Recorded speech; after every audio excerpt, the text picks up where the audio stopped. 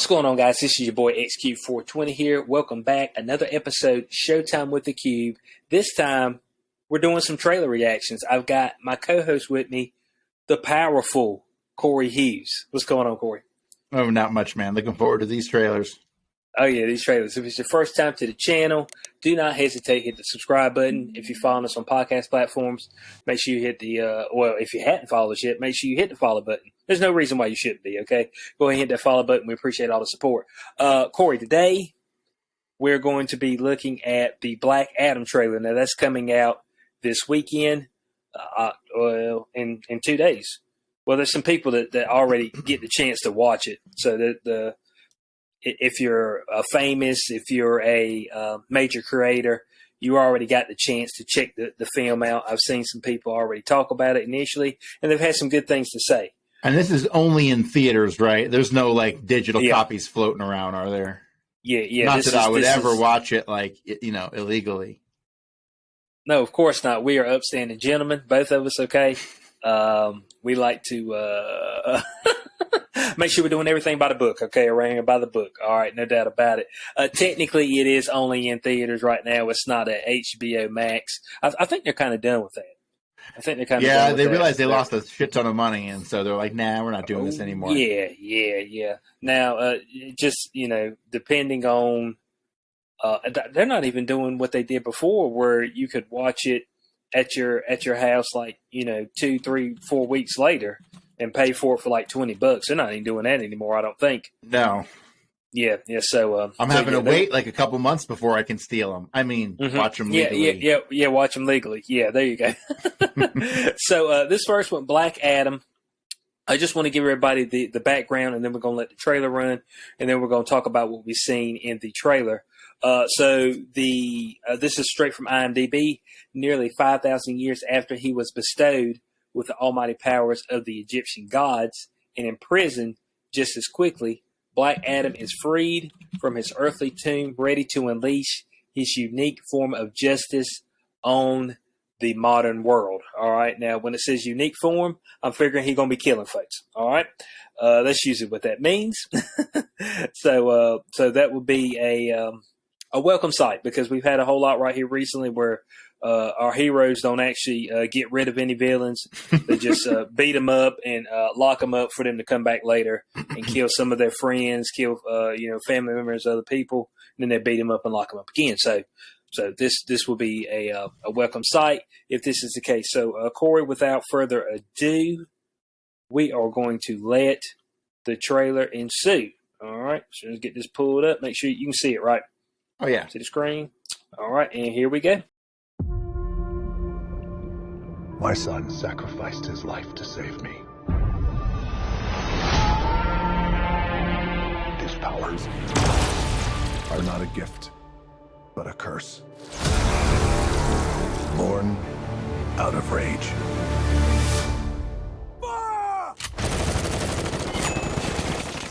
Will not do that.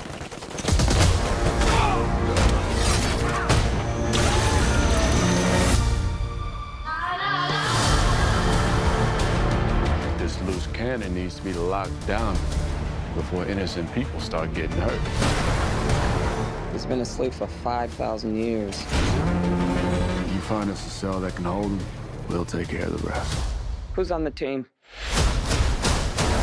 I didn't bring a passport. You don't need passports. We're the Justice Society. There's a war going on outside when you ain't safe from. Black Adam. We're here to negotiate your peaceful surrender. Heard about at least 3 killings this afternoon. I'm not peaceful. Nor do I surrender. Here we go.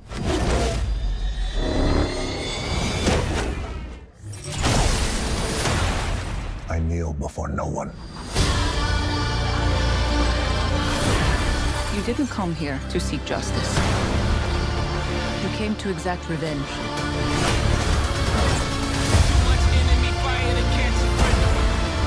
I never said I was a hero. You believe you are not worthy. But fate does not make mistakes.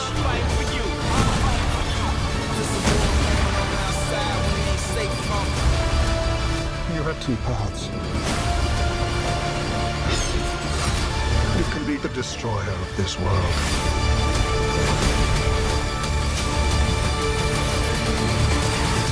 Or you can be its savior.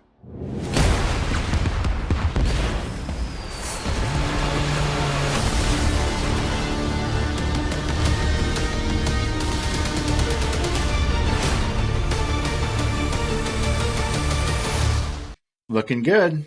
All right. So that's the trailer. I got to admit to you, Corey, the trailer made the thing look like fire. I mean, what do you think?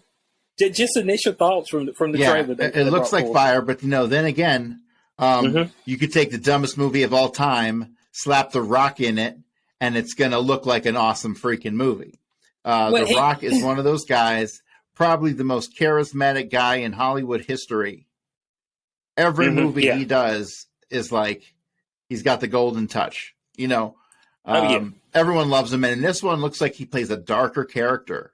Something that we don't see from him very often. Yep. This is true. Maybe not even since The Rock turned heel. Yeah, exactly. Yeah, so just whenever I first saw this trailer, I was taken back because I was like, dude, this looks like this thing's going to be like nonstop in your face. You know what I'm saying? I hope they don't linger too much on the backstory. Give us almost like backstory like they did with Samaritan, something quick to the point. It is kind of interesting on how he would get his powers. We see there that he said that his son, saved him. You know what I'm saying? Gave up his life for his. So I don't know a ton about the background story on the character, and I really don't want to know a ton about it because I want to go in there with a fresh, open mind. What do you think about that? Yeah, I would like to see like one of those, 5 to 7 minute little introductory scenes taking place back in the day. They got the budget, they got The Rock, they can film a couple scenes, 5,000 years ago, and give us a little bit of that backstory and show us how he was imprisoned or locked away all those many years ago. Yeah, and it's kind of, and like I said, it'd be very interesting seeing on how and why he got his powers. Now we know that because Black Adam is almost like Shazam, kind of. So Seems I'm wondering, like what's up with that logo?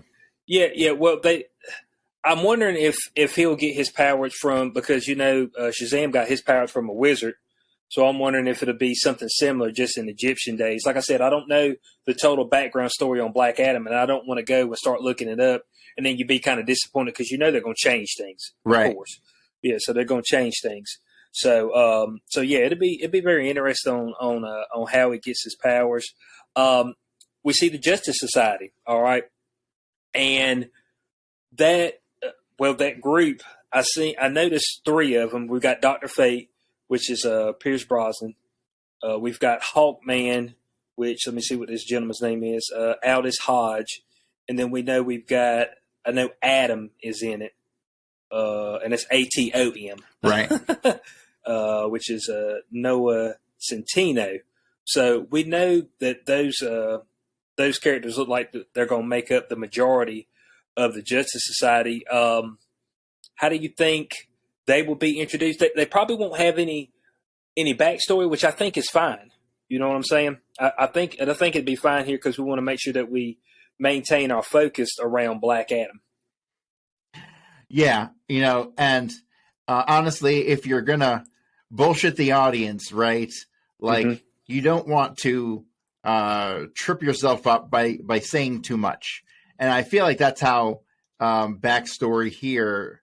That's kind of how I'm thinking about the backstory here, right? They don't want to say too much because it's going to end up contradicting something else, or just give us the overview. He's from here. He was the Grand Prince of fucking Kingdom, whatever. And then he got locked up because of some bad dude. And so that's it. Give us 5 minutes, 7 minutes, maybe even 8 minutes. You don't want to. I don't think we need 10 whole minutes in the beginning of the movie. Right. But yeah, that, and then fast forward to them finding him, and that's how I kind of anticipate it beginning. Yeah, of course. Now, from the Justice Society, what it looks like to me, the lady Viola Davis, which her name in the actual movie is Amanda Waller. This is the same lady who actually brings together the Suicide Squad. She was in actually both of the Suicide Squad movies, so it looks like she is going to have some type of role in assembling the Justice Society. And we do understand how ruthless she is. She's almost like the Nick Fury of DC. Could you agree to that? I don't know too much about her, honestly, so it'll be an educational experience for me. Okay, have you seen the Suicide Squad movies? I did, but I really probably don't think I paid too much attention as I was watching them. I didn't really find them compelling. Okay, yeah. The only there was 3 characters that transferred from the original Suicide Squad movie to the newest one. It was her. It was her first captain, and then Harley Quinn. Yeah, I couldn't tell if that was like a sequel or a reboot or what it was. I was confused. It was like a C-boot, something like that. That's a sequel reboot. So it's just look, young fella, I'm not familiar with your lingo. Yeah, it's a C-boot. So it looks like she's gonna have a role in that, and like I said, her character is always ruthless. I still go back to when she, she was shutting down the facility and she just picked up a gun and just started shooting everybody in the facility that'd been working for her. I was like, damn. I was like, this woman ruthless. She said, hey, look, I got a gun pointing at your child right now. If you don't do what I say, I just blow her brains out. And she seems like the type of person to do that. So it looks like the Justice Society and Black Adam are going to be interclashing for the majority of the movie, but we do see what I believe is the main villain later on during the trailer when a devil-like creature raises from the ground. You believe that to be the case? That it's probably going to be the main villain.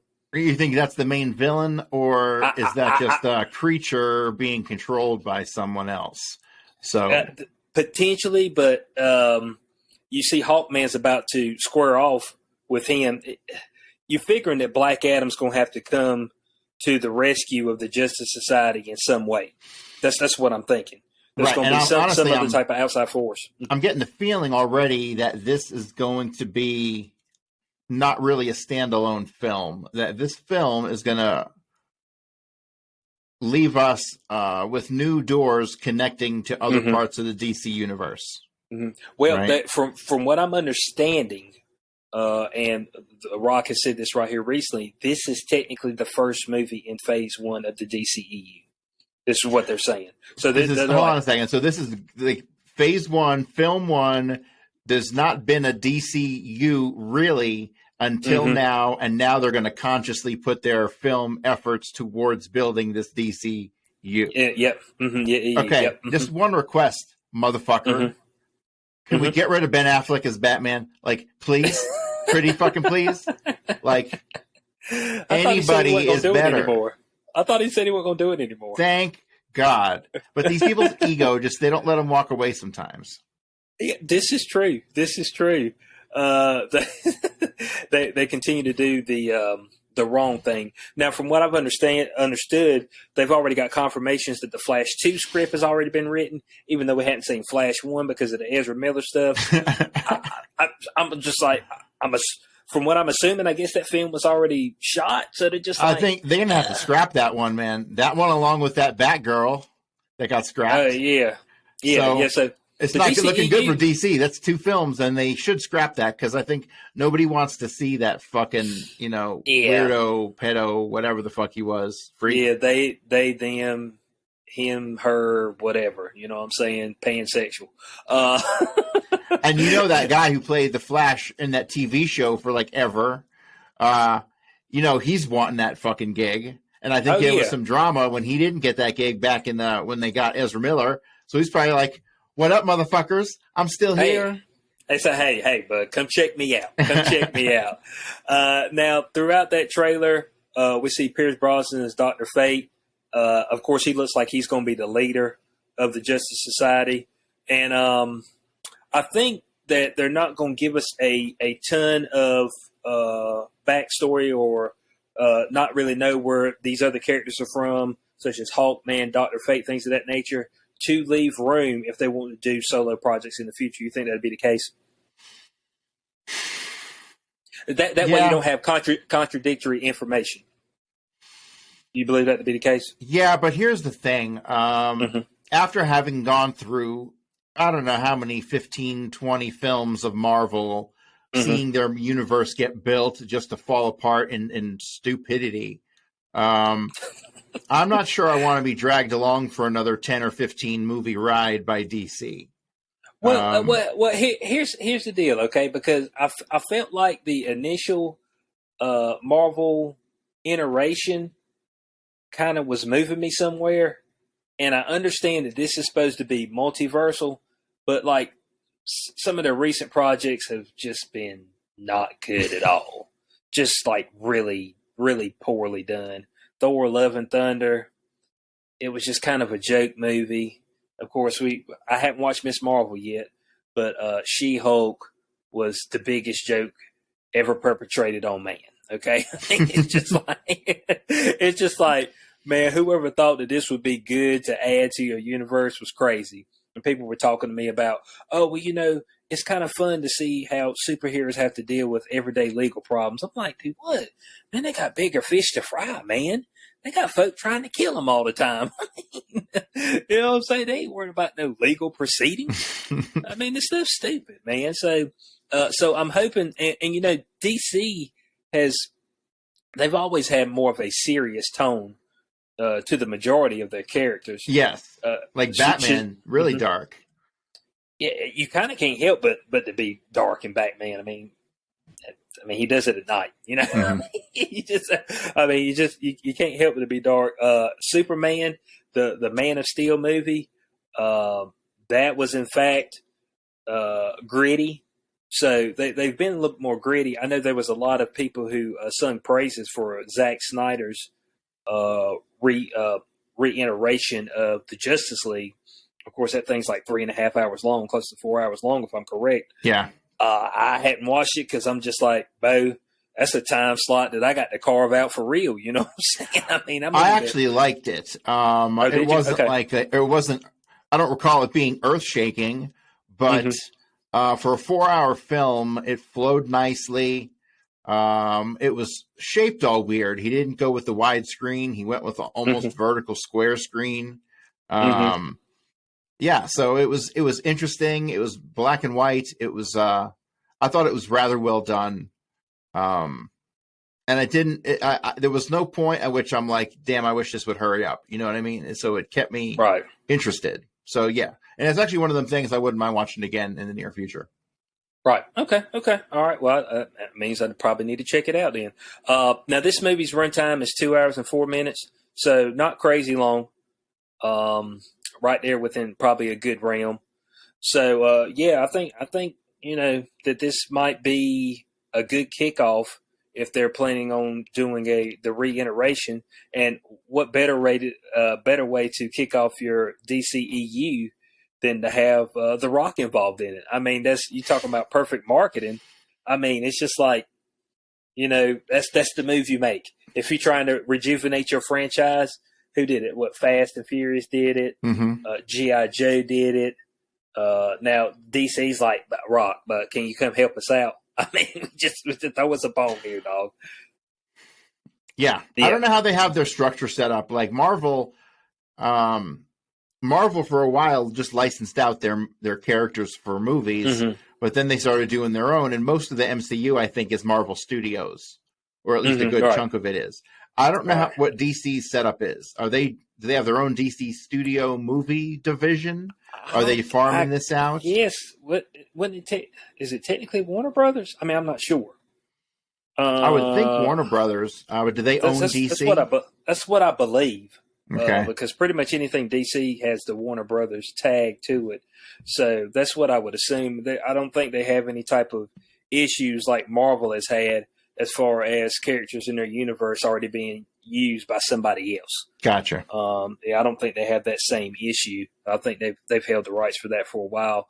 So yeah, this one of the things that I always hope doesn't happen, and sometimes during these trailers they show you parts of the movie that's actually cut out. You don't actually see it in the actual movie, but you always hope that they haven't shown you the most exciting moments during the trailer. That's what you'd be like, dang.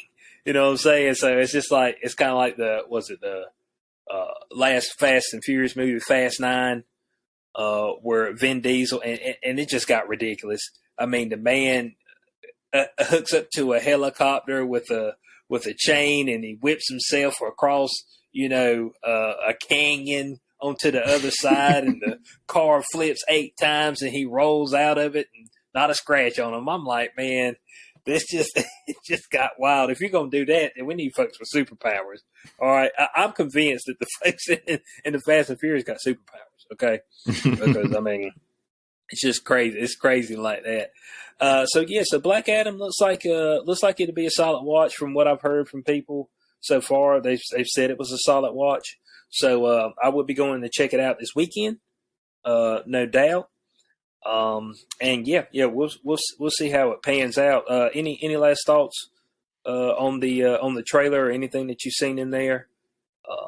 No, but I'm looking forward to taking out a mortgage to go to the movies to see it. Because how much are movies these days? Like $20? The $20? Where are you at? Man, go see a matinee, man. All right. Yeah, go see a matinee, man. They giving like 30% off. I don't know if there's an AMC in your area, but they just always giving money off. They're like, hey, man, just a couple more years, I'll be able to get that senior citizen discount. No, that's what's key. So that's the wrap up for the Black Adam trailer. Looks like it may be a good watch. We'll see. We'll check it out this weekend. We'll bring y'all our breakdown on it. So from your boy XQ420, my co-host Corey Hughes, we'll catch y'all on the next Showtime with the Cube. We're actually going to have a few trailers we're going to be looking at. So be on the lookout for those. So we'll catch y'all shortly. Peace out.